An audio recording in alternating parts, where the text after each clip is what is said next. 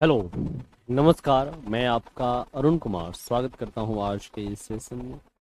आज हम पहुंच चुके हैं क्लास 10 के चैप्टर नंबर 13। चैप्टर का नाम है आवर एनवायरनमेंट, हमारा पर्यावरण। तो आइए देखते हैं इस चैप्टर में क्या कुछ है। लाइन बाय लाइन सारी चीज़ों को देखेंगे, समझेंगे, सीखेंगे। आइए शुरुआत करें। हमारा पर्यावरण, ऑब्वियस सी बात है कि इसमें हम पर्यावरण से संबंधित चीज़ों को पढ़ेंगे। पर्यावरण में क्या चीज़ें घटित होती हैं, क्या कुछ सुधार की आवश्यकता है, क्या कुछ हम ठीक कर सकते हैं, इन सारी चीजों को सीखेंगे। कह रहा है कि हम पर्यावरण शब्द से परिचित हैं, सही बात है। इस शब्द का प्रयोग टेलीविजन पर, समाचार पत्रों में तथा हमारे आसपास के लोगों द्वारा प्रायः किया जाता। हमारे बुजुर्ग हमसे कहते हैं कि अब वह पर्यावरण या वातावरण नहीं रहा जैसा कि पहले था। हाँ, ये डायलॉग तो सुना है हमने भी। दूसरे कहते हैं कि हमें स्वस्थ पर्यावरण में काम करना चाहिए, ये भी आपने सुना है। बिल्कुल सही बात है। कह रहा है पर्यावरणीय समस्याओं पर चर्चा के लिए विकसित एवं विकासशील देशों के वैश्विक सम्मेलन भी नियमित रूप से होते रहते हैं। इस अध्याय में हम चर्चा करेंगे कि विभिन्न कारक पर्यावरण में किस प्रकार अनोन्य क्रिया करते हैं तथा हम पर्यावरण पर क्या प्रभाव डालते हैं। बहुत सारी पर्यावरण का से संबंधित जो है ना अंतर्राष्ट्रीय स्तर पर सम्मेलन होते हैं, ठीक है। जैसे कार्बन की मात्रा को नियंत्रित करना है, जो ग्लोबल वार्मिंग गैसेस हैं, या जो क्या कहता है क्लोरोफ्लोरोकार्बन है, इसकी मात्रा को कैसे नियंत्रित किया जा सके, जो वैश्विक तापमान है इसको कैसे नियंत्रित किया जा सके, पर्यावरण में प्रदूषण जो फैल रहा उसको केंद्र से नियंत्रित किया जा सके। तो इन सारी चीज़ों से संबंधित ओजोन परत की जो मोटाई है वो कम होती जा रही है, उसको कैसे हम लोग क्या कहता है कंट्रोल कर सके। इन सारे चीज़ों पे वैश्विक रूप से सम्मेलन आए दिन होते रहते हैं। इसका मतलब सिंपल है कि पर्यावरण हमारे लिए बेहद जरूरी है, क्योंकि हम सभी के सभी, चाहे वो पेड़ पौधे जीव जंतु हैं, मानव, वो सभी एक पर्यावरण के अंदर ही अंतर्गत रहते हैं। तो इसका प्रत्यक्ष और अप्रत्यक्ष दोनों रूप से हम सभी पर उसका प्रभाव पड़ता है। इसलिए आइए हम देखते हैं इसको और अच्छे तरीके से क्या कुछ। करा पारितंत्र, इसके संघटक क्या है, इसके कंपोनेंट्स क्या है, उसको देखते हैं। कह रहा है सभी जीव जैसे कि पौधे, जंतु, सूक्ष्म जीव, मानव तथा भौतिक कारकों में परस्पर अनोन्य क्रियाएं होती। अनोन्य क्रिया मतलब एक दूसरे पे संबंधित होना होती। कह रहा था प्रकृति में संतुलन बनाए रखते हैं। कह रहा है किसी क्षेत्र के सभी जीव तथा वातावरण के अजैव कारक, पारितंत्र के दो कारक होते हैं, एक जैव कारक और एक अजैव कारक। जैव कारक जिसमें जीवन हो, सजीव को जैव कारक बोलते हैं, जैसे पेड़ पौधे, जीव जंतु, मानव, कीड़े मकोड़े, जीवाणु, अपघटक, ये सब जैव कारक हो गए। अजैव कारक जो निर्जीव होते हैं, जैसे वायु, जैसे जल, जैसे सूर्य ताप, ठीक है, जैसे और भी वन्य वस्तुएं, इनकी बात कर रहा। तो कह रहा अजैव कारक संयुक्त रूप से पारितंत्र बनाते हैं। कह रहा है किसी क्षेत्र के सभी जीव तथा वातावरण के अजैव कारक संयुक्त रूप से पारितंत्र बनाते हैं। अतः एक पारितंत्र में सभी जीवों के जैव घटक तथा अजैव घटक दोनों होते हैं। क्लियर है। भौतिक कारक जैसे ताप, वर्षा, वायु, मृदा, खनिज, ये सब कैसे हैं, अजैव घटक। क्लियर हो गया बात। तो दो तरह के होते हैं, एक जैव घटक होते हैं और एक क्या होते हैं, अजैव घटक होते हैं, और इनसे मिलकर एक पारितंत्र का निर्माण होता है। मेरा उदाहरण के लिए यदि आप बगीचे में जाएं तो आपको विभिन्न पौधे जैसे घास, वृक्ष, गुलाब, चमेली, सूर्यमुखी जैसे फूल वाले सजावटी पौधे तथा मेढक, कीट, पक्षी जैसे जंतु दिखाई देंगे। ये सभी क्या है, सजीव और जैव कारक है। ये सभी सजीव परस्पर अनोन्य क्रिया करते हैं तथा इनकी वृद्धि, जनन एवं अन्य क्रियाकलाप पारितंत्र के अजैव घटकों द्वारा प्रभावित होते हैं। अतः यह एक बगीचा क्या है, पारितंत्र, मतलब जैव और अजैव मिलकर पारितंत्र का निर्माण करता है। और जो जैविक घटक है वो डिपेंड करता है अजैविक पर, सूर्य पर, ताप पर, उष्मा पर, वर्षा पर, ठीक है, मिट्टी पर, वायु पर, इन सब पे डिपेंड करता है उसका जीवन, उसका जनन, उसकी वृद्धि। कह रहा वन, तालाब तथा झील पायतंत्र के अन्य उदाहरण है। तो पायतंत्र के उदाहरण क्या हो गए? बगीचा हो गया, वन हो गया, तालाब हो गया, झील हो गया, इसमें सभी चीजें होती हैं, तो ये पायतंत्र का उदाहरण है। ये प्राकृतिक पायतंत्र है। जबकि बगीचा हो गया, खेत हो गया, ये हम लोग निर्माण करते हैं, इसलिए ये क्या हो गया? मानव निर्मित पायतंत्र। इतनी बात समझ में आपको आ गई। तो पारितंत्र में दो घटक, जैविक अजैविक, और पारितंत्र दो तरह के, एक प्राकृतिक पारितंत्र और एक अप्राकृतिक या फिर कृत्रिम या मानव निर्मित मानव निर्मित पारितंत्र। हम पिछली कक्षा में पढ़ चुके हैं कि जीवन निर्वाह के आधार पर जीवों को उत्पादक, उपभोक्ता और अपघटक वर्गों में बांटा गया। उत्पादक वे हुए जो ऊर्जा उत्पन्न करते हैं, जैसे पेड़ पौधे, पेड़ पौधे, जैसे कि पेड़ पौधे हो गए, पेड़ पौधों के उत्पादक हो गए। उसको जो खाते हैं वो उपभोक्ता हो गए। उपभोक्ता होता है प्राथमिक उपभोक्ता, द्वितीयक उपभोक्ता, तृतीयक उपभोक्ता। जो पेड़ पौधे होते हैं, घास फूस, पेड़ पौधे, ये सब होते हैं उत्पादक, जो ऊर्जा उत्पन्न करते हैं प्रकाश संश्लेषण क्रिया से। उसको जो खाते हैं वो उपभोक्ता होते हैं, फर्स्ट हुए, सेकंड हुए, थर्ड हुए। सीधे घास को खाने वालों को फर्स्ट उपभोक्ता, उसको जो खाता है उसको सेकंड उपभोक्ता, उसको जो खाता है उसको तृतीय, और इस सब का जो नाश करता है उसको बोलते हैं हम लोग अपघटक या डिकम्पोजर बोला जाता है। तो इस सब से मिलकर एक जीवन निर्वाह बनता। कह रहा आइए स्मरण करने का प्रयास करें जो हमने स्वनिर्वाह पारितंत्र स्वयं बनाया था। कौन से जीव सूर्य के प्रकाश एवं क्लोरोफिल की उपस्थिति में अकार्बनिक पदार्थों से कार्बनिक पदार्थ जैसे शर्करा, चीनी या मंड का निर्माण कर सकते हैं? सभी हरे पौधे एवं नील हरित शैवाल जिनमें प्रकाश संश्लेषण की क्षमता होती है इसी वर्ग में आता। नील हरित शैवाल, साइनोबैक्टीरिया, साइनोबैक्टीरिया जो ग्रीन एल्गी है, ये क्या करते हैं? प्रकाश संश्लेषण करते हैं। और ये किस में आते हैं? तो प्रोड्यूसर की श्रेणी में आते हैं, उत्पादक की श्रेणी में आते हैं। किस श्रेणी में आते हैं? प्रोड्यूसर की श्रेणी में आते हैं, प्रोड्यूस करते हैं, इसलिए प्रोड्यूसर की श्रेणी में, उत्पादक की श्रेणी में आते हैं।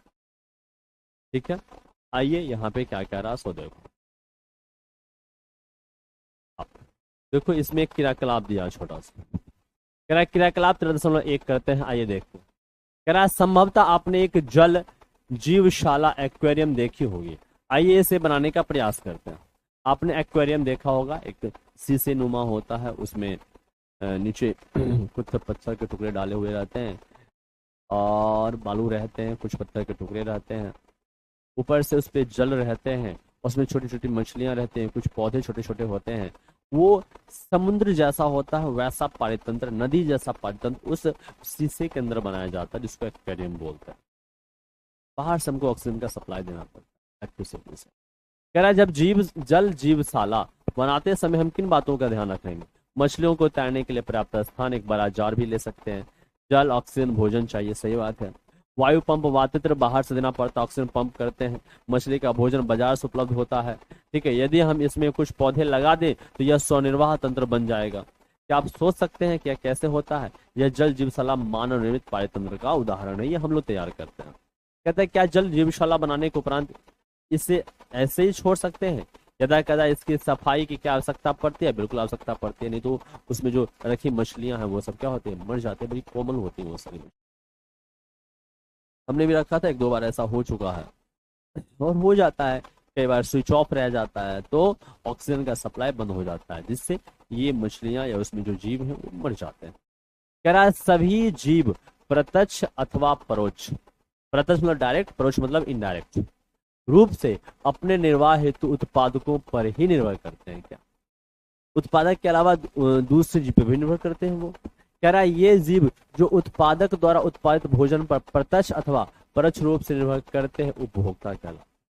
जो उत्पादक पे डायरेक्ट या इनडायरेक्ट रूप में निर्भर होता है उसको क्या बोलते हैं? उपभोक्ता बोलते हैं।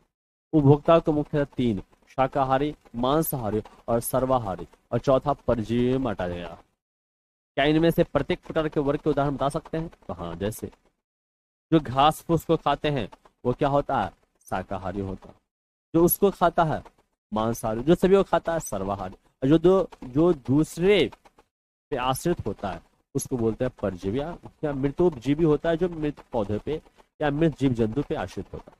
कह रहा ऐसी स्थिति की कल्पना कीजिए जब आप जल जीवशाला को साफ करना छोड़ दें तथा कुछ मछलियां एवं पौधे उसमें मर भी गए हैं। क्या आपने कभी सोचा है कि क्या होता है जब एक जीव मरता है? जीवाणु और कवक जैसे सूक्ष्म जीव मृत जैव अवशेषों का अपमार्जन करते हैं, डिकम्पोज करते हैं। ये सूक्ष्मजीव अपमार्जक है, ये सूक्ष्मजीव अपमार्जक है क्योंकि ये जटिल कार्बनिक पदार्थों को सरल अकार्बनिक पदार्थों में बदल देते हैं जो मिट्टी भूमि में चले जाते हैं तथा पौधों द्वारा पुनः उपयोग में लाए जाते हैं।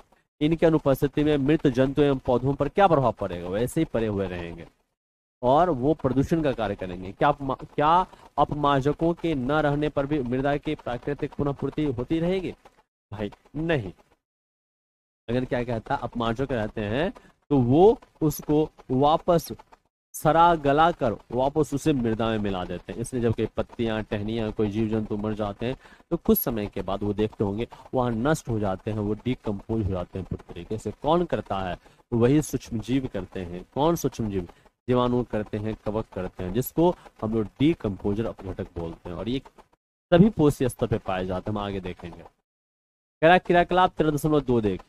कह रहा जल जीवशाला बनाते समय क्या आपने इस बात पर क्या ध्यान रखा कि ऐसे जलीय जीवों को साथ न रखें जो दूसरों को खा जाए? सबको शाकाहारी रखना है। मांसाहारी रखेंगे अगर जलीय जीव में तो एक मछली रखोगे उसकी दूसरी मछली खा जाएगी, दूसरी मछली को उसकी तीसरी मछली खा जाएगी, तो सब खा ही जाएगा एक दूसरे को, रहेगा क्या? सुंदर दिखने के। अन्यथा क्या हुआ होता? तो बता ही दिया क्या हुआ होता। समूह बनाइए और चर्चा कीजिए कि उपरोक्त समूहों में जीव एक दूसरे पर किस प्रकार निर्भर करते हैं। जलीय जीवों के नाम उसी क्रम में लिखे जिसमें एक जीव दूसरे जीव को खाता है तथा एक ऐसी श्रृंखला की स्थापना की जिसमें कम से कम 3 चरण हो। क्या आप किसी एक समूह को सबसे अधिक महत्व का मानते हैं? क्यों अथवा क्यों नहीं? देखिए तो भाई एक तो होगा जो उत्पादक होगा, छोटे छोटे, एक उसको खाएगा, एक उस खाने वाले को खाएगा। ठीक है, तो इस तरीके से छोटे छोटे जो पेड़ मतलब पौधे होंगे उसमें उसको खाने वाले एक जीव होंगे, छोटी मछलियां होंगी। छोटी मछलियों को बड़ी मछलियां खाते हैं, बड़ी मछलियों को और बड़ी मछलियां खाते हैं। तो इस तरीके से क्या होता है, इसमें एक पारितंत्र का निर्माण हुआ रहता है और ये जो भोजन करते हैं एक दूसरे को खा के, यही क्या कहता है? खाद्य श्रृंखला या आहार श्रृंखला कहलाता है। उसी खाद्य श्रृंखला या आहार श्रृंखला को हम बेहतर तरीके से अब यहाँ पे करा आहार श्रृंखला एवं जाल। आहार श्रृंखला एवं जाल क्या है? आहार श्रृंखला जरा हम इसको देख लेते हैं, फिर यहाँ पे लाइन बाय लाइन पढ़ेंगे। देखो आहार श्रृंखला क्या है। आहार ग्रहण करने के लिए एक पेड़ पौधे को दूसरा जीव जंतु खाते हैं, उसको तीसरा, उसको चौथा, इस तरीके से भोजन करते हैं, एक दूसरे को खाते हैं। और जो एक दूसरे को खाते हैं तो एक श्रृंखला बन जाती है, एक चेन बन जाता है जिसको फूड चेन, आहार श्रृंखला या फिर खाद्य श्रृंखला कहते हैं। जैसे कि यहाँ पे दिखा गया प्रकृति में आहार श्रृंखला, यहाँ दिखाया गया वन में आहार श्रृंखला इस तरीके का होता है। ये यह आहार श्रृंखला दिखाया गया कि वन में आहार श्रृंखला होता है। ये घास मैदान में आहार श्रृंखला है, फील्ड का है। और ये तालाब की आहार श्रृंखला। आइए एक बार देख लेते हैं। देखो वन में पेड़ पौधे को कौन खाया? शाकाहारी हिरण। हिरण कैसे होते हैं? शाकाहारी होते हैं, जैसे बकरी होते हैं उस तरीके से हिरण होते हैं। तो पेड़ पौधे की टहनियों को, पत्तियों को कौन खाया? ये हिरण खाया। अब इस हिरण को कौन खा जाएगा? ये शेर खा जाएगा, हाँ बाघ खा जाएगा। तो ये क्या होगा? मांसाहारी हो। ये कहाँ होता है? वन में। अच्छा, घास मैदान में इसको खाया कौन? टिड्डा। क्या खा गया? कीड़ा मकोड़ा टिड्डा खा गया। उसको कौन खाया? ये मेढक। ठीक है, मेढक को कौन खाता है? सांप। सांप को कौन खाया? ईगल। ये हुआ घास मैदान में। जबकि तालाब में क्या हो गया? छोटे छोटे जो पौधे होते हैं उसको कौन खाया? मतलब उसको कौन खाया? तो भैया ये मछली, उसको फिर खाया। तो इस तरीके से एक क्या होता है? श्रृंखला बन जाता। तो कह रहा है उसी चीज को समझने का प्रयास हमको करना है। मतलब ये एक दूसरे को खाते हैं। तो कह रहा है कि आहार श्रृंखला एवं जाल, हमने जीवों की एक श्रृंखला बनाई थी जो एक दूसरे का आहार करते हैं। विभिन्न जैविक स्तरों पर भाग लेने वाले जीवों की यह श्रृंखला आहार श्रृंखला का निर्माण करती है। आहार श्रृंखला का प्रत्येक क्षण अथवा कड़ी एक पोषी स्तर बनाते हैं। जैसे एक पोषी स्तर है, ये एक पोषी स्तर हो गया, ये इसको बोलते हैं प्रथम पोषी स्तर, ये उत्पादक है, उत्पादक। तो प्रथम पोषी स्तर पे कौन होते हैं? उत्पादक होते हैं। फिर ये क्या हो गया? द्वितीय पोषी स्तर। द्वितीय पोषी स्तर पे प्राथमिक उपभोक्ता होते हैं। फिर तृतीय पोषी स्तर, उस पर द्वितीयक उपभोक्ता होते हैं। फिर चतुर्थ पोषी स्तर, उस पर तृतीयक उपभोक्ता होते हैं। इस तरीके से होता है। कह रहा आहार श्रृंखला का प्रत्येक क्षण अथवा कड़ी एक पोषी स्तर बनाते हैं। स्वपोषी अथवा उत्पादक प्रथम पोषी स्तर पे होते हैं।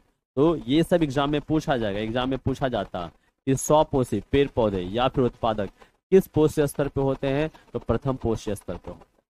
सौर ऊर्जा का स्थिरीकरण करके विषम पोषियों अथवा उपभोक्ताओं के लिए उपलब्ध कराते हैं भोजन। कौन?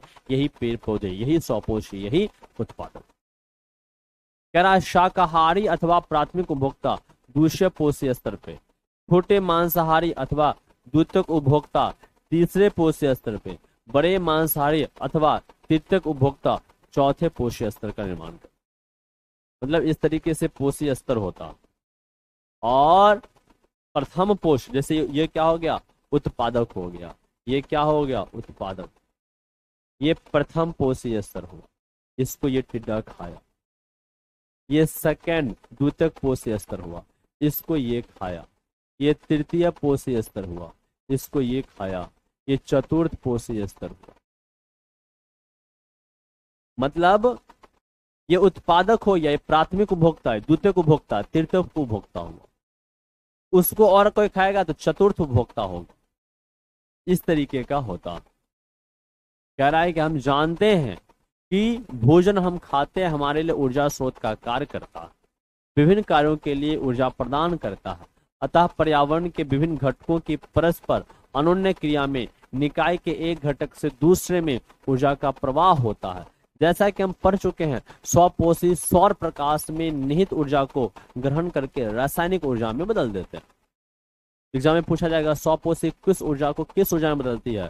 तो स्वपोषी पेड़ पौधे हैं जो सूर्य की उपस्थिति में प्रकाश संश्लेषण करते हैं और सौर ऊर्जा को रासायनिक ऊर्जा में बदलते हैं। सौर यह ऊर्जा संसार के संपूर्ण जैव समुदाय की सभी क्रियाओं के संपादन में सहायक है। स्वपोषी से ऊर्जा विषम पोषी एवं अपघटकों तक जाती है। जैसा कि ऊर्जा के स्रोत नामक पिछले अध्याय में हमने जाना था कि जब ऊर्जा का एक रूप दूसरे रूप में परिवर्तन होता है तो पर्यावरण में ऊर्जा की कुछ मात्रा का अनुपयोगी ऊर्जा के रूप में ह्रास हो जाता है। जब ऊर्जा एक स्तर से दूसरे स्तर में जाते हैं तो कुछ ऊर्जा का क्या होता है? ह्रास हो जाता है। और यही ऊर्जा से हमको काम करने की क्षमता मिलती है। और हम लोगों को ऊर्जा चाहिए कार्य करने के लिए। जो ऊर्जा हमको कहाँ से मिलता है? तो भैया स्वपोषी जो सौर ऊर्जा को रासायनिक ऊर्जा में कन्वर्ट करता है वही आगे तक ट्रांसफर होते जाता है। उसी को कोई खाता है तो वो ऊर्जा उसमें चली जाती है, उसको कोई खाता है तो वो ऊर्जा उसमें ट्रांसफर होती है। इस तरीके से होता है। कह रहा पर्यावरण के विभिन्न घटकों के बीच ऊर्जा के प्रवाह का विस्तृत अध्ययन किया गया और यह पाया गया। क्या पाया गया? आइए देखिए। और ये एग्जाम में सब पूछे जाते हैं। देखिए ये पोषी स्तर दिया गया, ये उत्पादक है, प्रथम पोषी स्तर। ये क्या है? ये पोषी स्तर है। ये है प्रथम पोषी स्तर, ये है द्वितीय पोषी स्तर, ये है तृतीय पोषी स्तर और ये है चतुर्थ पोषी स्तर। एग्जाम में पूछेगा उत्पादक किस पोषी स्तर पे जाते हैं? प्रथम पोषी स्तर। प्राथमिक उपभोक्ता किसको बोलेंगे? उत्पादक को जो खाएगा उसको प्राथमिक उपभोक्ता बोलेंगे। और ये सेकंड पोषी स्तर पे पाए जाते हैं। प्राथमिक उपभोक्ता को जो खाएगा उसको द्वितीयक उपभोक्ता बोलेंगे और वो थर्ड पोषी स्तर पे पाए जाते हैं। द्वितीयक उपभोक्ता को जो खाएगा उसको तृतीयक उपभोक्ता बोलेंगे और वो फोर्थ पोषी स्तर पे पाए जाते हैं। एग्जाम में पूछा जाएगा पोषी स्तर कितने होते हैं? तो 4, 1 2 3 4, 4 पोषी स्तर होते हैं। प्रथम पोषी स्तर पर उत्पादक होते हैं, द्वितीयक पोषी स्तर पर प्राथमिक उपभोक्ता, तृतीय पोषी स्तर पर द्वितीयक उपभोक्ता और चतुर्थ पोषी स्तर पर तृतीयक उपभोक्ता होता। आपसे पूछा जाएगा सर अपघटक कहाँ होता है, तो अपघटक यहाँ भी हो सकता है, यहाँ यहाँ यहाँ, जो जहां मरेगा वहां उसको ये गलाने खराब मतलब डिकम्पोज करने के लिए जाएगा। तो जो डिकम्पोजर अपघटक है वो सभी पोषी स्तर पे पाए जाते हैं। किस पे, तो सभी पोषी, एग्जाम में पूछा जाता है, पूछा हुआ सवाल कि अपघटक किस पोषी स्तर पे पाए जाते हैं, तो सभी पोषी स्तर पे ये पाए जाते हैं। अध्ययन करके ऊर्जा प्रवाह के बारे में क्या जानकारी विस्तृत अध्ययन हुआ, आइए इसको हम समझते हैं।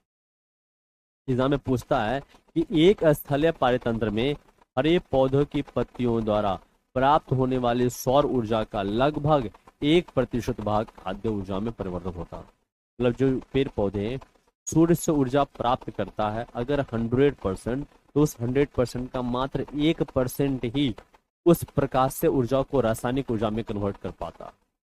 और एग्जाम में पूछा जाता है, पूछा हुआ सवाल है, बच्चे क्या होता है कंफ्यूज होकर 10% लिंडमान का नियम लगा देते हैं 10%, जो गलत है। जो सूर्य से ऊर्जा आएगा, वो ये जो पेड़ पौधे हैं, ये जो पेड़ पौधे हैं वो मात्र 1% ही ऊर्जा का ट्रांसफर, ये प्रकाश से ऊर्जा को रासायनिक ऊर्जा में पेड़ पौधे उपभोग कर पाते हैं। और ये फिर ट्रांसफर होता है 10%। मतलब सूर्य से जो ऊर्जा आती है उसका मात्र 1% ही उपभोग कर पाता है पेड़ पौधे, और वो फिर आगे ट्रांसफर होता है 10%। तो कह रहा है जब हरे पौधे प्राथमिक उपभोक्ता द्वारा खाए जाते हैं, जब ये हरे पौधे प्राथमिक उपभोक्ता द्वारा खाए जाते हैं तो ऊर्जा की बड़ी मात्रा का पर्यावरण में ऊष्मा के रूप में ह्रास होता। कुछ मात्रा का उपयोग पाचन, विभिन्न जैव कार्यों में वृद्धि एवं जनन में होता। आए हुए भोजन की मात्रा का लगभग 10% ही जैव मात्रा में बदल पाता है और अगले स्तर के उपभोक्ता को उपलब्ध हो जाता है। मतलब जितना ऊर्जा लिया उसका मात्र 10% ही वो उपभोग कर पाता है, बाकी जो 90% है ये नष्ट हो जाता है। किसमें, तो बड़ी मात्रा, ऊर्जा की बड़ी मात्रा का ऊष्मा के रूप में ह्रास हो जाता है। कुछ मात्रा का उपयोग पाचन में, विभिन्न जैव कार्यों एवं वृद्धि एवं जनन में होता है, और खाए हुए भोजन की मात्रा का लगभग 10% ही जैव मात्रा में बदल पाता। तो 90% भाग ऐसे ही खत्म हो जाता है इन्हीं सब कार्यों में, ऊष्मा के रूप में, कुछ जैव कार्यों में, कुछ पाचन में, उस समय ऊर्जा चला जाता है, और 10% ही संचित होती है। जो जिस जीव को कोई दूसरा खाएगा तो उसमें 10% ट्रांसफर होगा। जैसे पौधा है, तो पौधा से ऊर्जा क्या कहता है, जीव में, एक किसी जीव में गया, तो वो जीव यहाँ से ट्रांसफर हुआ तो कुछ ऊष्मा के रूप में कन्वर्ट हो गया। कुछ क्या कहता है, वो जीव पाचन करेगा, जैविक कार्य करेगा, उसमें ऊर्जा खत्म हो जाएगा। तो जितना वो ऊर्जा ग्रहण किया उसका मात्र 10% उस पशु में संचित रहेगा, और वही ऊर्जा तीसरे जीव में जाएगा जो उसको खाएगा।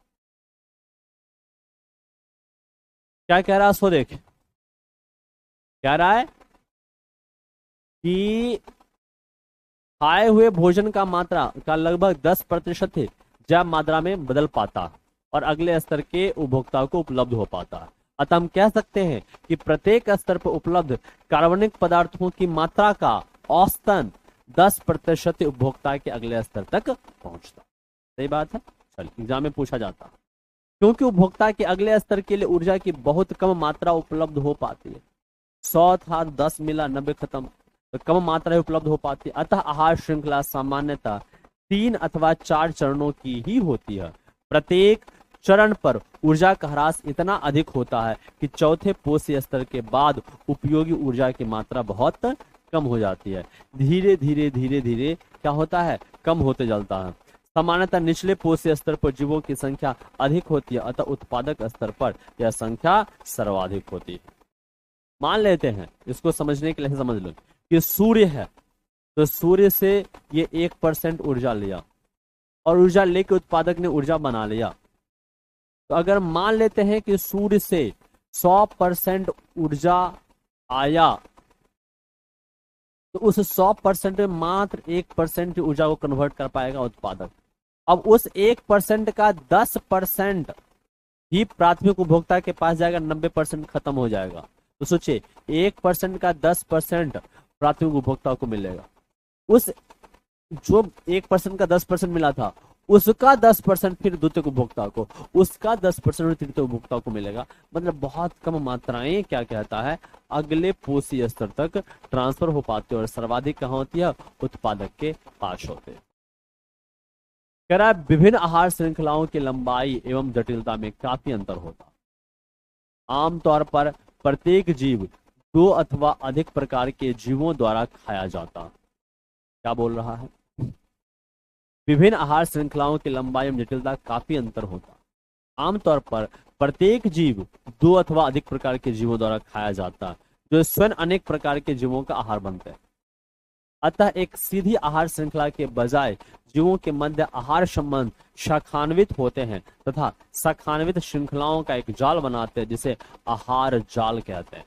मतलब ऐसा नहीं है कि एक जीव को एक ही जीव खाएगा, उसको भी 2-3 जीव खाने वाला है। इस तरीके से एक चेन बन जाता है और वो भी कॉम्प्लेक्स चेन बन जाता है, जिसको जाल बोलते हैं। और जो कि ये आहार का जाल है, इसलिए क्या बोला जाता है आहार जाल बोला जाता है, जो कि यहाँ तस्वीर में दिखाया गया, जो कि यहाँ तस्वीर में दिखाया गया एक आहार जाल। यहाँ पर देखिए कह रहा अनेक आहार जाल श्रृंखलाओं से बना, अनेक आहार श्रृंखलाओं से बना एक आहार जाल। जैसे पौधे हैं, इस पौधे को एक कीड़े टिड्डे खाए, इसको मछली खाया, इसको उसी तरीके से इसको खाने वाले दूसरे हैं, फिर ये हैं, इसको खाने वाले फिर ये हैं, इसको खाने वाले सांप है, ये भी खा जाता है। तो इस सांप को ये भी मोर भी खा जाते हैं, अन्य जीव ये सब भी खा जाते हैं। तो इस तरीके से इसको खाने वाला ये चूहा है, इसको खा जाता है। तो इस तरीके से सब एक दूसरे को खाते खाते ऊपर वाले पोषक स्तर में पहुंचते हैं, जिसको से खा जाता है।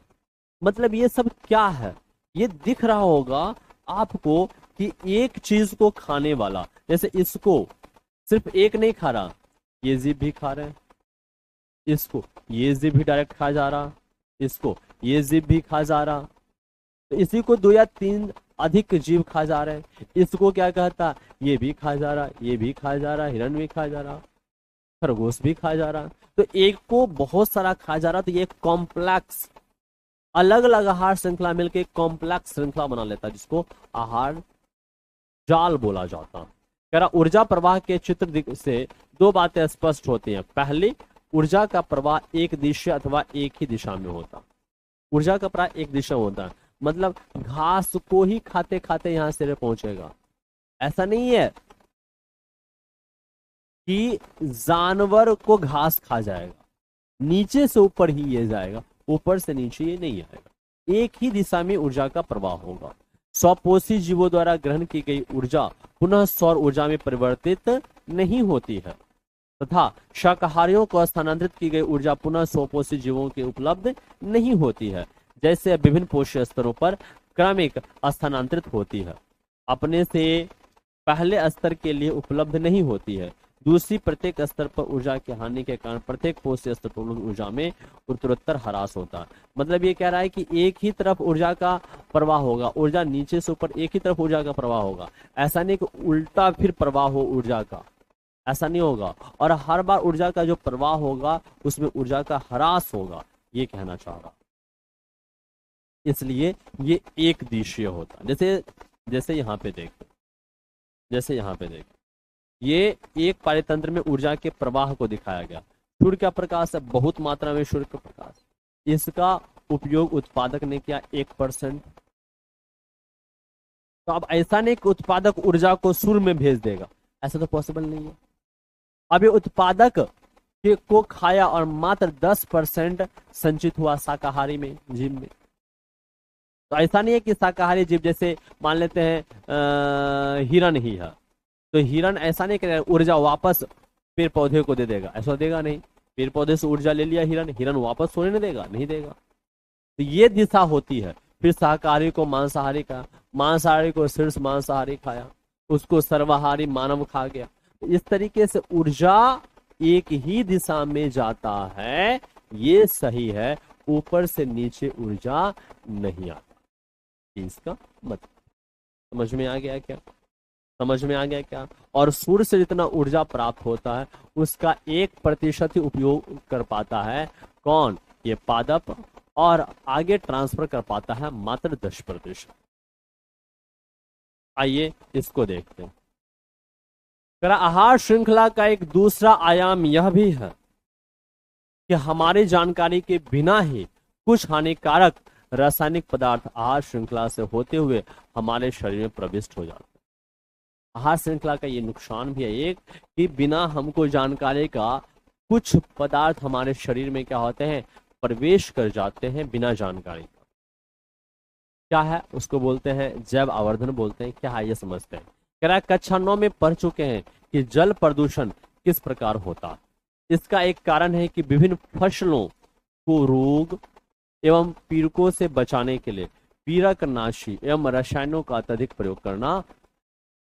जैसे हम अधिक पैदावार के लिए, फसल को नष्ट होने से बचाने के लिए हम लोग पीड़कनाशी का छिड़काव करते हैं, खाद का प्रयोग करते हैं। तो ये सब जब वर्षा होती है तो वो धीरे धीरे वो वर्षा के पानी के साथ नदी तालाब में चले जाते हैं। और वो क्या कहता है, एक तो वो व्यक्ति पिया खाया पिया वो अलग हो गया, एक क्या कहता है उसी फल को पदार्थ को खाया व्यक्ति तो वो रसायन उस व्यक्ति में आ गया, या उसको खाया कोई जीव तो वो रसायन उस जीव में चला गया, उस जीव को कोई और जीव खाया तो वो रसायन उसमें चला गया, फिर उसको व्यक्ति ने खा लिया तो वो रसायन व्यक्ति में आ गया। और इस तरीके से जो रसायन है वो संवर्धित होते हुए वो उच्च पोषी स्तर में पहुंच जाते हैं, जिसको जैव आवर्धन बोला जाता है। यह हमारे लिए हानिकारक होता। कह रहा है कि हमने पढ़ा है कि फसलों को रोग एवं पीड़कों से बचाने के लिए पीड़कनाशी रसायन का अत्यधिक प्रयोग करते हैं। ये रसायन बहकर मिट्टी में अथवा जल स्रोत में चले जाते हैं। मिट्टी से इन पदार्थों का पौधों द्वारा जल एवं खनिजों के साथ साथ अवशोषण हो जाता है तथा जलाशयों से यह जलीय पौधों एवं जंतुओं में प्रवेश कर जाता है। सही बात है। यह केवल एक तरीका है जिससे आहार श्रृंखला में प्रवेश करते हैं, क्योंकि ये पदार्थ अजैव निम्नीकृत है। अजैव निम्नीकृत करने वाले इस रसायन को अपघटक डिकम्पोज नहीं कर पाएगा, जब निम्नीकरणीय नहीं होता, ये वैसे ही रह जाते हैं जैसे ये होते हैं। कह रहा है यह प्रत्येक पोषी स्तर पर उत्तरोत्तर संग्रहित हो जाते हैं, बढ़ते जाते हैं, क्योंकि किसी भी आहार श्रृंखला में मनुष्य शीर्षस्थ है। किसी आहार श्रृंखला में सबसे ऊपर क्या है, मनुष्य। अतः हमारे शरीर में यह रसायन सर्वाधिक मात्रा में संचित हो जाता है। इसे ही जैव आवर्धन कहते हैं। यही कारण है कि हमारे खाद्यान्न जैसे गेहूं तथा चावल, सब्जियां, फल, मांस में पीड़क रसायन के अवशिष्ट विभिन्न मात्रा में उपस्थित होते हैं। उन्हें पानी से धोकर अथवा अन्य प्रकार से अलग नहीं किया जा सकता, क्योंकि उस रसायन उसके अंदर आ गया, धो के तो अलग करोगे तब जब वो बाहरी रहेगा, लेकिन ये तो ऊर्जा के रूप में आगे जा रहा है रसायन। तो ये रसायन आगे बढ़ते जिसको धो के अलग नहीं कर सकते, और इसको बोला जाता है बायोमैग्निफिकेशन, जैव आवर्धन। क्यों? तो ये सिंपल सी बात है कि जो रसायन है, हानिकारक रसायन है, वो निम्न पोषी स्तर से उच्चतम पोषी स्तर तक जैव रसायन का संवर्धित होकर ऊपर जाना ही जैव आवर्धन कहलाता है। सिंपल सा मतलब ये है कि प्रत्येक पोषी स्तर पर उत्तरोत्तर संग्रहित होते जाते हैं यही अजैव निम्नीय पदार्थ रसायन, क्योंकि किसी भी आहार श्रृंखला में मनुष्य शीर्षस्थ है। अतः हमारे शरीर में यह रसायन सर्वाधिक मात्रा में संचित हो जाते हैं, जिसे जैव आवर्धन कहते हैं। यही कारण है कि हमारे खाद्यान्न जैसे गेहूं तथा चावल, सब्जी, फल, मांस में पीड़क रसायन के अवशिष्ट विभिन्न मात्रा में उपस्थित होते हैं और इन्हें धोकर अथवा अन्य प्रकार से अलग नहीं किया जा सकता। क्लियर है? चलिए क्या कह रहा सो देखो।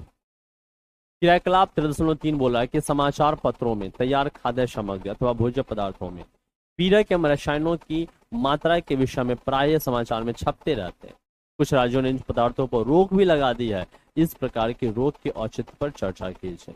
रोक लगाने से एक ये भी होता है कि जैव आवर्धन कम होगा तो अच्छा चीज पोषक तत्व आपको मिलेगा, लेकिन दूसरी पैदावार भी कम होती है उससे। कह रहा आपके विचार में इन खाद्य पदार्थों में प्रेरकनाशियों का स्रोत क्या है? क्या यह प्रेरकनाशी अन्य खाद्य पदार्थों के स्रोतों के माध्यम से हमारे शरीर में पहुंच सकते हैं? हाँ।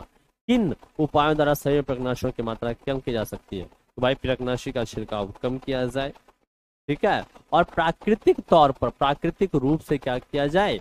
उपजाया जाए चीजों को। कह रहा पोषी स्तर क्या है? तो अलग अलग ऊर्जा के प्रवाह के स्तर को पोषी स्तर बोलते हैं, जहां पे ऊर्जा एक रूप से दूसरे रूप में क्या होती है? कन्वर्ट होती है। उत्पादक हो गया, उपभोक्ता, उपभोक्ता में प्राथमिक, द्वितीयक, तृतीयक, ये सभी क्या है? पोषी स्तर का निर्माण करते हैं। आइए हम देखते हैं हमारे क्रियाकलाप पर्यावरण को किस प्रकार प्रभावित करते हैं। हमारे क्रियाकलाप से पर्यावरण किस प्रकार प्रभावित होता है, आइए इसको देखने का प्रयास। कह रहा हम सब पर्यावरण का समेकित भाग है। पर्यावरण में परिवर्तन हमें प्रभावित करते हैं तथा हमारे क्रियाकलाप गतिविधियां हमारे चारों ओर के पर्यावरण को प्रभावित करते हैं। कक्षा 9 में हम पढ़ चुके हैं कि हमारे क्रियाकलाप पर्यावरण को किस प्रकार प्रभावित करते हैं। इस भाग में हम पर्यावरण संबंधी दो समस्याओं के विषय में विस्तार से चर्चा करेंगे। और कौन सी दो समस्या है? एक ओजोन परत का अपक्षय होते जा रहा और दूसरा अपशिष्ट जो है उसका निपटान कैसे किया जाए। तो इन दो समस्याओं का हम निवारण, उसके बारे में अभी अब जानकारी लेंगे। तो आइए शुरू करते हैं।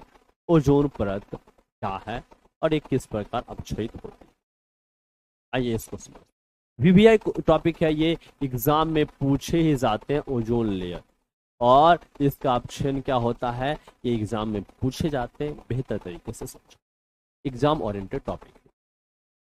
कह रहा ओजोन O3 क्या है? अपरूप है ऑक्सीजन का। कह रहा ओजोन O3 अणु ऑक्सीजन के 3 परमाणुओं से बनते हैं, जबकि सामान्य ऑक्सीजन O2 से बनता है। अणु में 2 परमाणु होते हैं, सही बात है। वो ओजोन में O3, ऑक्सीजन में O2। यहाँ ऑक्सीजन सभी प्रकार के वायविक जीवों के लिए आवश्यक है। जो भी वायवीय जीव हैं उनको श्वसन के लिए ऑक्सीजन चाहिए, चाहे वो पेड़ पौधे हो या जीव जंतु हो या मानव हो, कोई भी हो चाहिए।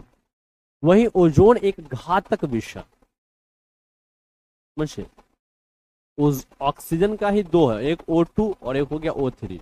O2 अवश्य है, चाहिए ही चाहिए, बिना ऑक्सीजन का जीवित नहीं रह पाएगा कोई, और O3 ज्यादा रहेगा तो जीवित ना रह पाएगा। लेकिन इसके बावजूद भी ओजोन बहुत काम का चीज है, कैसे समझते हैं? ओजोन एक घातक विषय, परंतु वायुमंडल के ऊपरी स्तर में ओजोन एक आवश्यक प्रकार्य संपादित करती है। सूर्य से आने वाले परावैंगनी विकिरण, अल्ट्रावायलेट रेज, परावैंगनी विकिरण मतलब अल्ट्रावायलेट रेज से पृथ्वी की सुरक्षा प्रदान कराता, पृथ्वी को सुरक्षा प्रदान करती है। यह परावैंगनी विकिरण जीवों के लिए अत्यंत हानिकारक है। उदाहरण था, यह गैस मानव में त्वचा कैंसर उत्पन्न कर। क्या कहना चाह रहा समझ।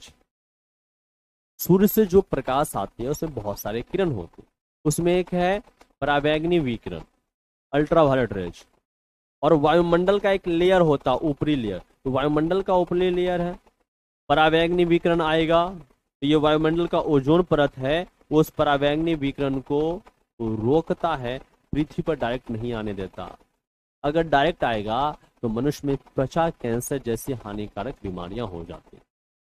ये वो कहना चाह रहा, मतलब ओजोन परत किससे हमारी रक्षा करता है? तो परावैंगनी विकिरण से हमारी रक्षा करता है।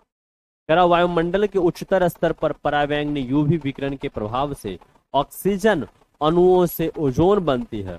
उच्च ऊर्जा वाले परावैंगनी विकिरण ऑक्सीजन अणुओं को विघटित कर स्वतंत्र ऑक्सीजन परमाणु बनाते हैं। ऑक्सीजन के स्वतंत्र परमाणु संयुक्त होकर ओजोन बनाते हैं, जैसा कि समीकरण में दर्शाया गया। क्या कहता, आइए मैं इसको आराम से समझा देता हूं।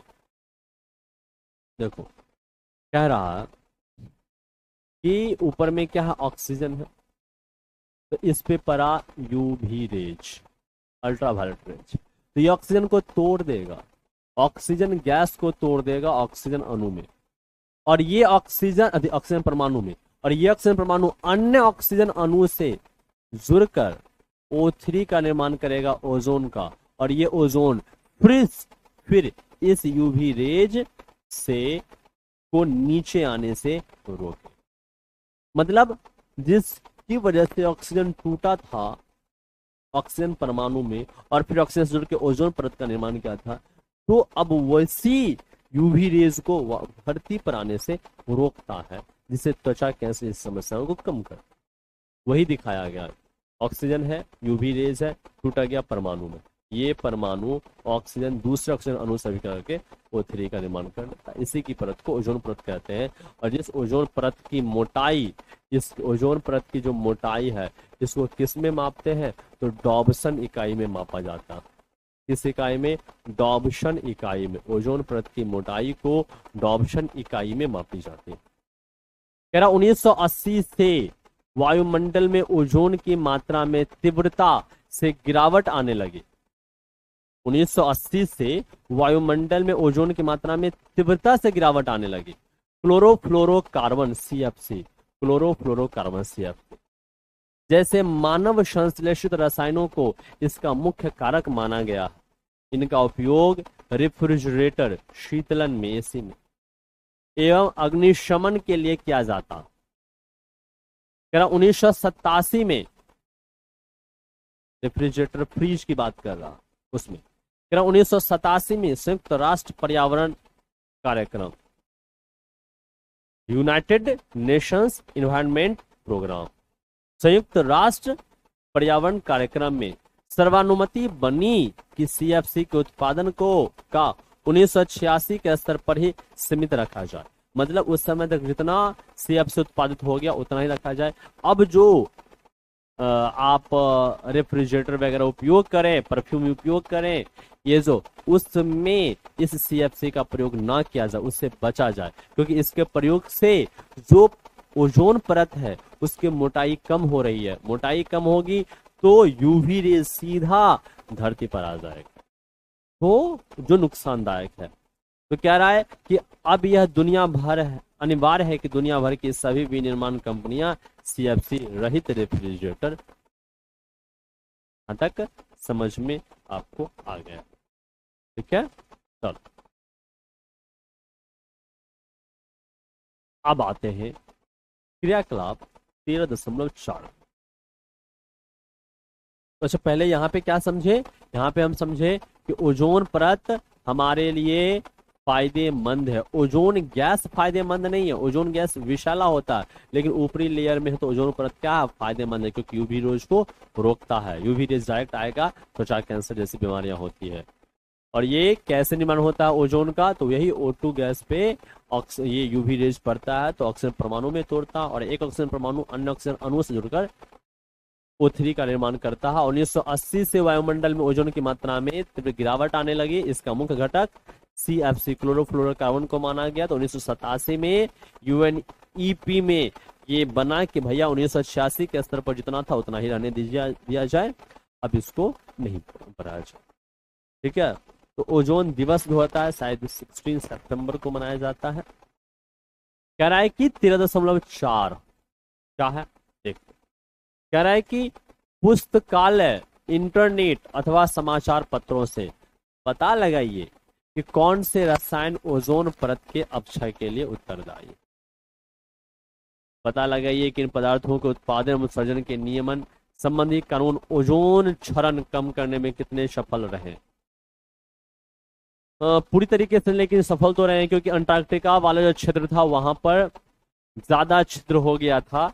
लेकिन अब क्या कहता है, हम लोगों ने जो पूरा विश्वव्यापी देश है उन्होंने क्या किया था, इसका उपयोग करना कम कर दिया।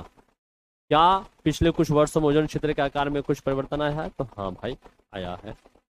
आ जाइए, अब आते हैं अगला टॉपिक, कचरा नियंत्रण। कचरा नियंत्रण को देखते हैं। तो क्या कह रहा है कचरा नियंत्रण, कह रहा अपनी दैनिक गतिविधियों में हम बहुत से ऐसे पदार्थ उत्पादित करते हैं जिन्हें फेंकना पड़ता। अपनी दैनिक गतिविधियों में हम बहुत से ऐसे पदार्थ उत्पादित करते हैं जिन्हें फेंकना पड़ता है। इनमें से अपशिष्ट पदार्थ क्या है, अनुपयोगी वाला। कह रहा है जब हम उन्हें फेंक देते हैं तो उनका क्या होता है। आइए इन प्रश्नों का उत्तर जानने के लिए निम्नलिखित क्रियाकलाप करते हैं।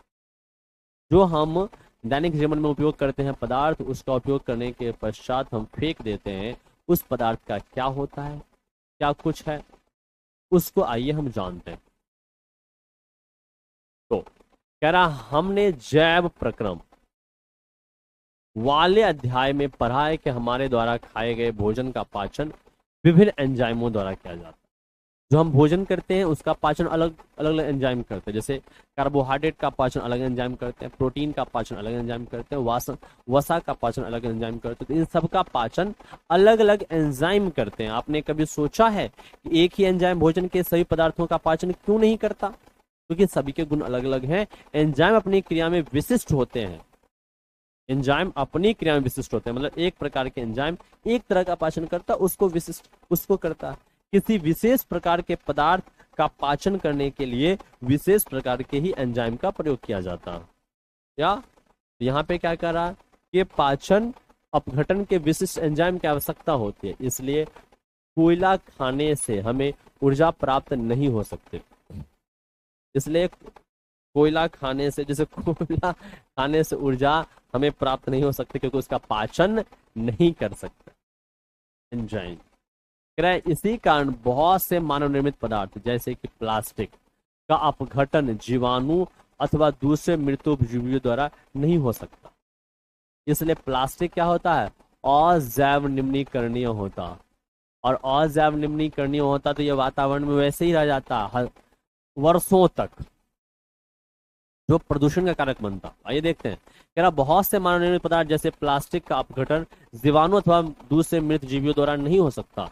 इन पदार्थों पर भौतिक प्रक्रम जैसे कि ऊष्मा और दाब का प्रभाव होता है, परंतु सामान्य अवस्था में लंबे समय तक पर्यावरण में ये बने रहते हैं और ये प्रदूषित करते हैं हमारे पर्यावरण को। कह रहा वे पदार्थ जो जैविक प्रक्रम द्वारा अपघटित हो जाते हैं जैव निम्नीकरणीय कहलाते हैं, और जो अपघटित नहीं होते वो अजैव निम्नीकरणीय कहलाते हैं। वे पदार्थ जो जैविक प्रक्रम द्वारा अपघटित हो जाते हैं जैव निम्नीकरणीय कहलाते हैं। आपके द्वारा दबाए गए पदार्थों में से कितने जैव निम्नीकरणीय थे? तो भाई जो आपने, जैसे घर से पूरा कचरा निकलता, जो तो खाने वाला चीज है वो क्या होता है? जैव निम्नीकरणीय होता। आइए एक क्रियाकलाप को भी देख लेते हैं। क्रियाकलाप 3.5 कर अपने घर से कचरा एकत्र कीजिए। इसमें पूरे दिन में उत्पन्न कूड़ा कचरा जैसे कि रसोई का कचरा, संदूषित भोजन, ये जैव निम्नीकरणीय होते हैं। सब्जियों के छिलके ये भी डिकम्पोज हो जाएंगे। चाय की उपयोग की गई पत्तियां ये भी हो जाएंगी। दूध की खाली थैली ये जैव निम्नीकरणीय नहीं होते। खाली डिब्बे ये जैव निम्नीकरणीय नहीं होते। रद्दी कागज जैव निम्नीकरणीय होते हैं, ये डिकम्पोज हो जाएंगे। दवा के खाली बोतल स्ट्रिप्स वो जैव निम्नीकरणीय नहीं होते। बबल पैक, पुराने फटे कपड़े और टूटे जूते ये अगर लेदर के बने हुए ये जैव निम्नीकरण हो जाते हैं। इसे विद्यालय के बगीचे में गड्ढे में दबा दीजिए। यदि ऐसा स्थान उपलब्ध न हो तो इस कचरे को किसी पुराने बाल्टी या गमले में एकत्र करके उसे 15 सेंटीमीटर मोटी मिट्टी के परत से ढक दीजिए। कहीं गड्ढे में डाल दीजिए, नहीं तो किसी बाल्टी में रख के और एक मोटी परत उसके ऊपर से ढक दीजिए। कह रहा है इसे नम रखिए, थोड़ा सा नमी दीजिए। 15 दिनों के अंतराल पर इसका अवलोकन करते रहिए। वह कौन से पदार्थ जो लंबे समय बाद भी अपरिवर्तित है, जो अपरिवर्तित है, कुछ नहीं हुआ, वो अजैव निम्नीकरणीय, नॉन बायोडिग्रेडेबल। वे कौन से पदार्थ है जिनके स्वतंत्र एवं संरचना में परिवर्तन आया, जिनकी संरचना में परिवर्तन आया वो जैव निम्नीकरणीय पदार्थ है, बायोडिग्रेडेबल है। जिन पदार्थों के स्वरूप में समय के साथ परिवर्तन आया उनमें से कौन सा पदार्थ अतिशीघ्र परिवर्तित हुआ? अच्छा, जो परिवर्तित हो गया उसमें से कौन है जो अतिशीघ्र परिवर्तित हुआ? तो जो अतिशीघ्र परिवर्तित होगा वो ज्यादा जैव निम्नीकरणीय, उसको अपघटक ने जल्दी डिकम्पोज कर दिया।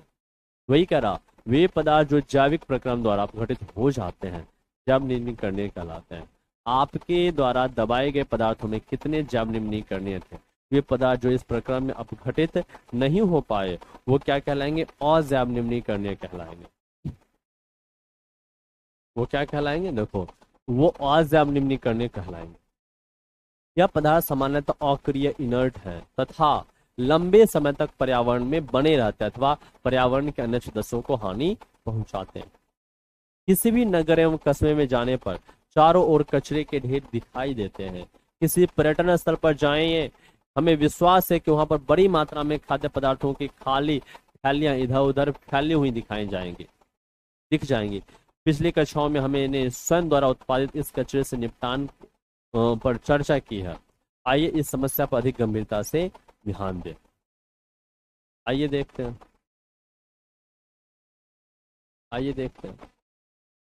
और ये क्या है? छोटा छोटा क्रियाकलाप है। एक बार इस क्रियाकलाप को ही पढ़ लिया जाए। आपके सामने है क्रियाकलाप। कह रहा पुस्तकालय अथवा इंटरनेट द्वारा जैव निम्नीकरणीय और अजैव निम्नीकरणीय पदार्थों की सूची बनाइए। अजैव निम्नीकरणीय कितने समय तक पर्यावरण में रहते हैं? आजकल जैव निम्नीकरणीय प्लास्टिक उपलब्ध है।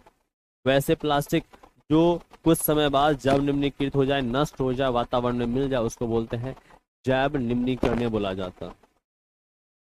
कह रहा है पता लगाइए घरों में उत्पादित कचरे का क्या होता है, क्या किसी स्थान से इसे एकत्र करने का कोई प्रबंध है? हाँ, प्रबंध है।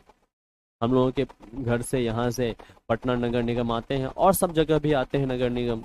वो क्या करते हैं? कचरा को इकट्ठा करते हैं, जमा एक गाड़ी पे लेते हैं और उसको एक डंपिंग वाले क्षेत्र में डंप कर देते हैं उसको, और एक जगह पे उसको गड्ढे वाले क्षेत्र में लंबे समय तक डंप किया जाता है और उसके ऊपर जो है ना मिट्टी भर दी जाती है और वो 15-20 साल तक छोड़ दिए जाते हैं। उसके बाद धीरे धीरे वो बैठ जाता है और वहां पे किसी भवन का निर्माण कर दिया जाता है। ज्यादातर ये जो भी कूड़ा कचरा होता है वो डंपिंग वाली जगह पे ही लैंड फिलिंग कर दिया जाता है और जो लंबे समय के बाद वहां पे भवन निर्माण किया जाता है 15-20 साल छोड़ देने के बाद।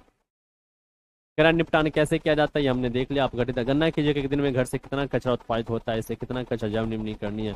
तो भाई जो सब्जी वगैरह होता है, आटा रोटी चावल ये सब का हो वो जैव निम्नीकरणीय होता है, और जो प्लास्टिक का होता है वो जैव अजैव निम्नीकरणीय। नहीं, आइए देखते हैं। कह रहा हमारी जीवन शैली में सुधार के साथ उत्पादित कचरे की मात्रा भी बहुत अधिक बढ़ गई है। सही बात, जीवन शैली तो बढ़िया है, हुआ है, लेकिन कचरा बढ़ गया है। कह रहा हमारे अभिवृत्ति में परिवर्तन भी एक महत्वपूर्ण भूमिका निर्वाह करता है। हम प्रयोज्य निर्वर्तनीय वस्तुओं का प्रयोग करने लगे हैं। पैकेजिंग के तरीकों में बदलाव से अजैव निम्नीकरणीय वस्तुओं के कचरे में पर्याप्त वृद्धि हुई है। आपके विचार से इन सब का हमारे पर्यावरण पर क्या प्रभाव पड़ता है? तो भाई बहुत बुरा प्रभाव पड़ता है, और ये नष्ट नहीं होते और ये पर्यावरण को असुरक्षित कराते हैं। ठीक है, जिससे बाकी जो जैविक घटक है उस पर भी दुष्परिणाम पड़ता है। कह रहा है कि इस पर विचार कीजिए। अभी तक है हमने ये देख लिया कि पूरा कचरा क्या है, उसका निपटान कैसे किया जाता है, लैंड फिलिंग कर दिया जाता है, एक जगह से इकट्ठा करके रख दिया जाता है। इसलिए देखते होंगे जब भी कूड़ा कचरा वाले आते हैं तो उसमें होता है एक लाल वाला होता है, एक हरा वाला। लाल वाले में उस कचरे को रखा जाता है जो जैव और निम्नीकरणीय, और हरे वाले में उस कचरे को रखा जाता है जो जैव निम्नीकरणीय है। जैव निम्नीकरणीय को अलग कर दिया जाता है और जैव निम्नीकरणीय को अलग कर दिया जाता है। ठीक है, और इस तरीके से आगे बढ़ते हैं। आइए हम इस पे विचार करते हैं। कह रहा रेलगाड़ियों में प्रयोज्य निर्वर्तनीय कप।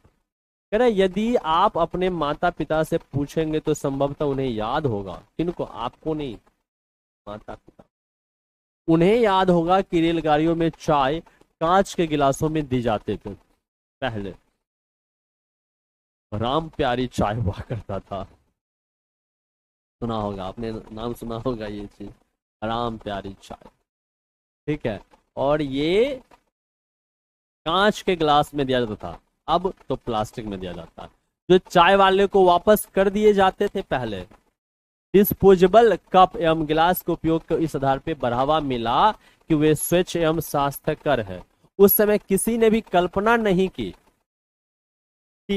कि प्रतिदिन लाखों की संख्या में उपयोग किए जाने वाले इन कपों का क्या समाघात इम्पैक्ट होगा। कुछ समय पूर्व कुल्हड़ मिट्टी के पात्र, कुल्हड़ में चाय बनता, विकल्प के रूप में लाए गए, परंतु इस पर विचार नहीं किया गया कि इतनी बड़ी संख्या में कुल्हड़ बनाने के लिए कितनी उर्वरक मिट्टी का उपयोग होगा। उपजाऊ मिट्टी बर्बाद हो जाएगी।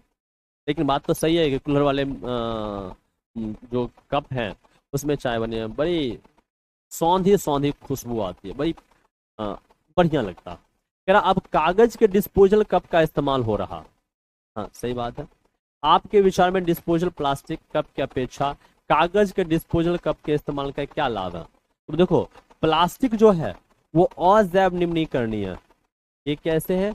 अजैव निम्नीकरणीय है, इसको नहीं तोड़ा जा सकता, डिकम्पोज नहीं होगा। जबकि कागज जो है जैव निम्नीकरणीय है, जैव निम्नीकरणीय है, तो इसको तोड़ा चला जाएगा, तोड़ा जा सकता है। इसको जो अपघटक है डिकम्पोज करके वापस मिट्टी में मिला देंगे, तो ये ज्यादा बढ़िया है वनस्पत किसके, प्लास्टिक। ठीक है, आ जाओ। फिर से बोला, इंटरनेट और पुस्तकालय की सहायता से पता लगाएं कि इलेक्ट्रॉनिक वस्तुओं के निपटान के समय किन खतरनाक वस्तुओं से आपको सुरक्षापूर्वक छुटकारा पाना है।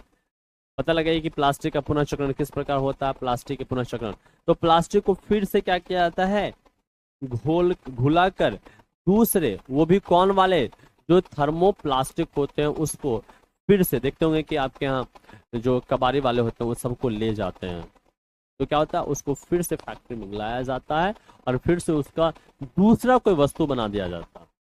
उसको उसकी संरचना को बदल दी जाती है, भौतिक संरचना को, और उसकी फिर दूसरी वस्तु बना दी जाती है। उसी का टेबल, चेयर, कुर्सी, ये सब बना दिया। तो इस चैप्टर को हमने पढ़ लिया, सारी चीजें हमने देख लिया। इस चैप्टर में हमने क्या क्या सीखा, आइए उसको हम देखें। ये चैप्टर बड़ी आराम से हमने पढ़ लिया, आइए इसको देखते हैं। इसमें क्या आपने क्या सीखा, क्या सीखा मुन्ना, आइए।